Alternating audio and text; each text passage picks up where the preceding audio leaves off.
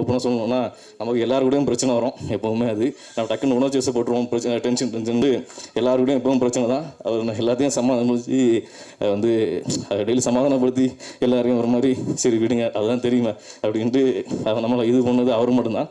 அந்த படம் அதான் அப்படி ஸ்மூத்தாக போக அவர் தான் காரணம். அதுக்கப்புறம் ஹீரோயின் அவங்க கூடயும் பிரச்சனை உண்டு. அப்புறம் எல்லாம் சமாதானப்படுத்தி அவங்க கூட சரண்யா கூட யாரோடையும் சண்டை இல்லாமல் கிடையாது, எல்லாரும் சண்டை உண்டு. வந்து நம்ம அவங்க 2 பேர் கூட மட்டும் சண்டை கிடையாது. வந்து அவங்க நம்மகிட்ட ரமேஷ் அண்ணன் ஒரு முக்கியமான கேரக்டர் பண்ணியிருக்காப்புல பண்ணையாரண்டு. படம் பார்க்கும்போது நமக்கு இப்படி தான் பேச வர வேற என்ன பண்ணுக்கு அவர் வந்து அந்த பண்ணையார் கேரக்டர் சூப்பராக பண்ணியிருக்காப்புல. வின்னு வில்லன் நடிச்சிருக்காப்புல.